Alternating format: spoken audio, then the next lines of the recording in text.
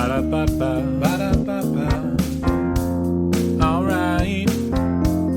Promoter 101. Promoter 101. Promoter 101. Promoter 101. Promoter 101. Promoter 101. Promoter 101. Promoter 101. Promoter 101.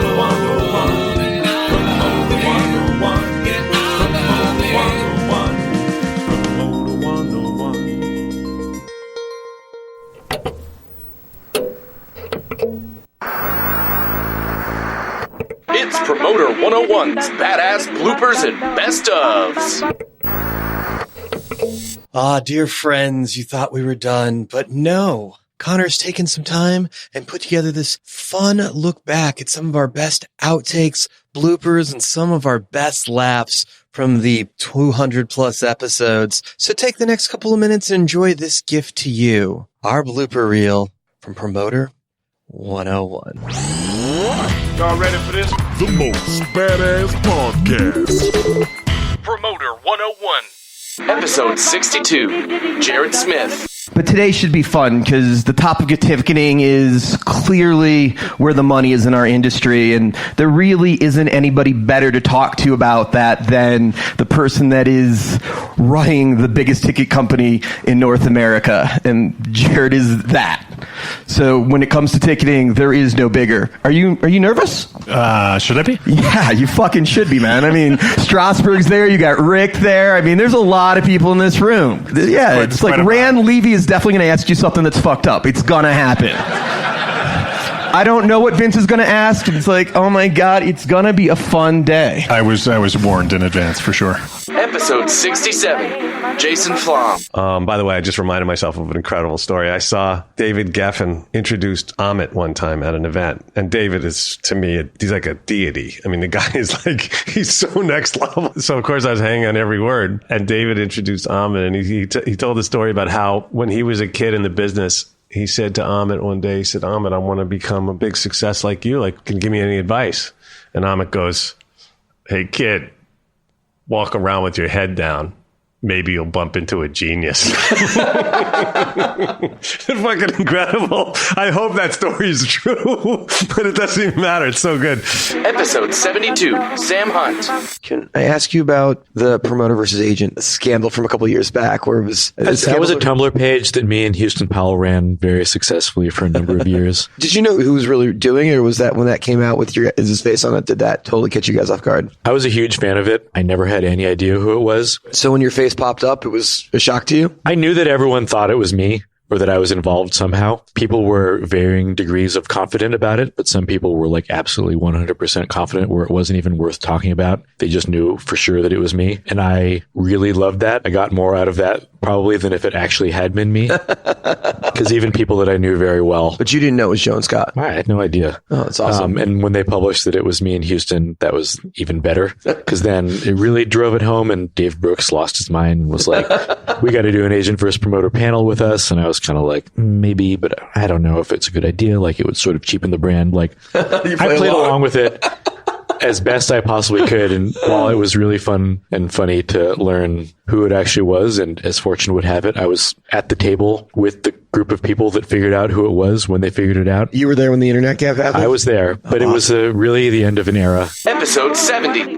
Michael Rapino. All right, in all seriousness, what's left for the independents, and everyone else for that matter, because they're not all saying by the same rules as you guys, because you're so well funded and you can handle the debt burden. So for that matter, with this cash flow that you have and everybody else has to balance their sheets with the limited resources, has it become a one-horse race? Are all the independents just fucked? Well, thank God you have that podcast going.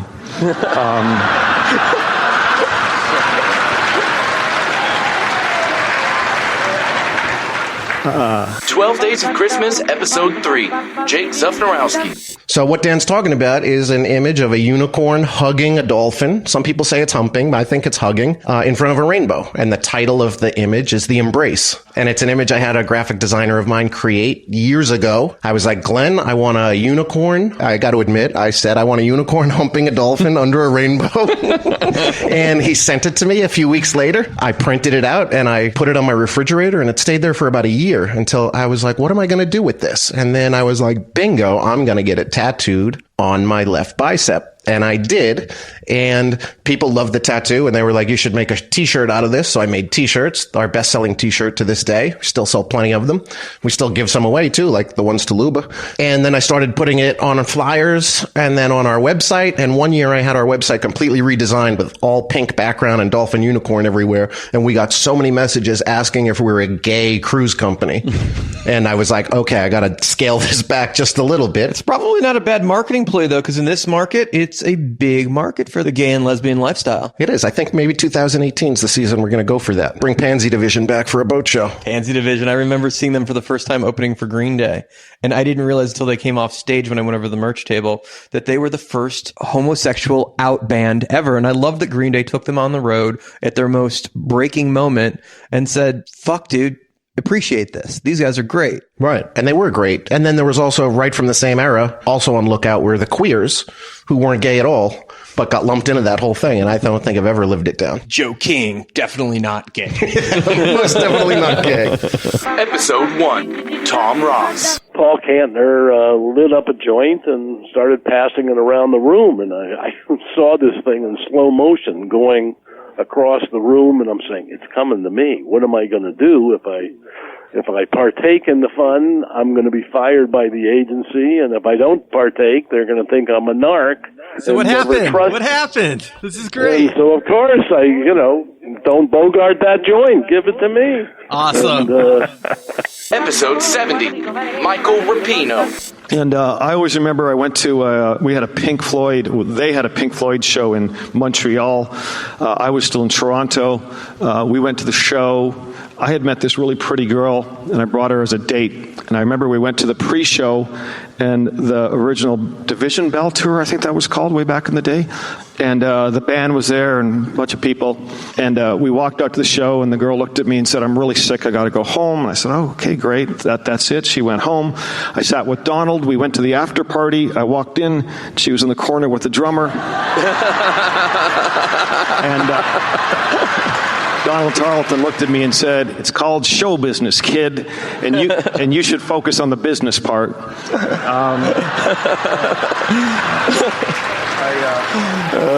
Episode 202, Jason Zink. Jason, here's what I want to know. When Steiny sat next to Rapino for the keynote at Polestar Live 2 years ago, did you already know that you were going to sell to Live Nation? I don't know if I'm technically supposed to answer that question. I don't think it matters at this point. We got their money. You only have 51%. What about the other 49? I don't know. Jason, what do you think? Yeah, it's a podcast. Everyone makes up everything anyway, so I wouldn't be too worried about it. You referred to legal? Dan got the penny, so really he's the one who gets to make the decision. Dan got the fucking penny. There you go. Fair enough. It's funny because that penny actually has gone a long way. It's like in every little thing in the world, I actually have the outweighing vote by a penny, which actually, because we're equal, that's the difference. It's the only thing that's different. Yeah, there was a lot at stake on that stage, and we'd obviously already been in a lot of discussions with those guys. So the interview happens and everything seems to go well. But then about 3 hours later at the bar, his run to Bob Rue, he pulls me aside and says, he laughs and he says, "We're still on." God, that's amazing. Episode 62, Jared Smith. Getting you on the phone has got to be one of the hardest things I've ever tried to do. Your assistant is amazing. It's not for everybody, just for you. only for 27-year partners and clients. Touche, motherfucker. Why the fuck are you? Kenneth calls. I take his call every time. I would too. You were like the Kaiser Soze of fucking Ticketmaster. What's the fucking deal? How does one respond to that? I don't even know. I'm not that hard to get a hold of, or at least I shouldn't be. It's been a busy year. It's been a really busy year. But, listen, the business has changed so much through the years that the office environment just didn't suit itself to the way that we were communicating as a team. And we did it consciously because we were doing it throughout the entire organization. We were very traditional. We had lots of offices around the perimeter of each of our floors. Then we had lots of cubes in the middle and high walls and privacy and all that kind of stuff. But we got to a point where we don't even put a phone on the desk of most of our employees because that's not what they do. It's not how they communicate. They're communicating through meetings wherever we can. Is that why I can't get you on the phone? You don't have a fucking phone? $18 service fees on my ticket. You can't afford a fucking phone? I walked into that one, I think. Yeah, for sure walked into that one. Anyways, I'll get back to my point. Episode 67, Jason Flom. Twisted Sisters is an interesting story because, and I had bought their single when I was in high school at Disco Mat. It was like early 80s, right? Yeah, their single was, I think, Shoot 'Em Down or something, or I'll Never Grow Up Now. But I hadn't really thought about it. And then Randy says to me, Flom, he goes, Twisted Sisters, the greatest live band in the world. We can't touch them. Nobody else can either. Funny enough, Zebra was opening for Twisted Sister. So I went to fucking Poughkeepsie to see Zebra, who had a record deal, opening for Twisted, who didn't have a record deal. And there were 3,000 kids there on a Wednesday night at $6 a head. Was that a home market or was it just what they were doing already? No, it was like their home market. They were from Long Island, I think. So they randomly in Poughkeepsie were selling 3,000 tickets already? They were selling it all over the tri-state area. They're the biggest band by far. They sold out the fucking Palladium. But record companies thought they were a joke, but I didn't know that. All I knew was I went to see this show and it was out of fucking control. I mean, after Zebra and this other band, DC Star, both got polite applause, Twisted Sister comes on stage and I'm standing on the stage and 3,000 kids are erupting. And and they're all wearing Twisted Sister t-shirts. And D comes out and he goes, all right, New York motherfuckers. He goes, we just got back from fucking England. We're sick and fucking tired of hearing those limeys tell us how bloody fucking good we are. He goes, what do you New York motherfuckers have to say? And all 3,000 kids throw their fists in the air and go, Twisted fucking Sister. And I was like, I'm done. I don't even care. Like, it doesn't matter. Like, that's it. Like, I can't wait to go fucking get back to the office. So I went back to the office. I got 2 hours of sleep. I walked into Doug Morris's office. I was probably on God knows what. I walk into Doug Morris's office and I go, I found religion last night. And he goes, what the fuck are you talking about? I go, Twisted Sister. He goes, get the fuck out of my office. And by the way, go home. Episode 67, David Simone. So I pick up the phone. Hi, it's Axl Rose. Wow. Hi. That's cool. I hear you want to come down and hear some music. I'd love to. Be the greatest thing in the world, big fan, blah, blah, blah. And he goes, well, we need to go through something first. I said, okay, what's that? He said, do you have children? I said, yeah, I have 2 children. I have a daughter and a son. And how old are they? 12 and 8. So he says, well, I need pictures of them. I said, I don't understand. You need photographs of my kids? It's a little bit like working with a drug cartel, right? Yeah. So I said, well, what do you need the photos for? Well, I need to show them to my shaman so she can tell me whether your children have the devil in them. So I said, I'll make it very easy for you, Axl. I can absolutely confirm to you that they have the devil in them. And after that, Axl said, okay, you can come down to the studio. And I went down to the studio, and the rest is the album took another 8 years to finish. But I did confirm to me that my children had the devil in them. I didn't see this going that way. That wasn't the Axl Rose story you expected, was it? No, hookers and blow. And but I think mine's original. Come on. I've never heard that story. Yep. You caught me off guard with that completely, David. 12 Days of Christmas, Episode 3, Jake Zufnorowski. Zahn was supposed to train me for 2 weeks, and he came in Monday and then went through the Polestar directory and was like, this agency hates us. Don't ever call them. They like us. They'll book some of their bands with us. These guys love us. They'll book all their bands. And I just made mental note of it. He went out for lunch and just never came back. And I was just stuck. And I was like, I didn't know how to make offers. Like, I remember I made this one offer to William Morris, and Zahn just told me, like, the expenses are $3,000. So, like, I think I offered $5,000 plus 85% after $8,000. And agent called me and was like, hey, what's up with those $3,000? I need your expense sheet. And I was like, what's an expense sheet? And he's like, with an attitude, he's like, you tell me what your rent is and how much you're paying for sound and loaders and all that. And I was like, oh, okay, yeah, I can put that together.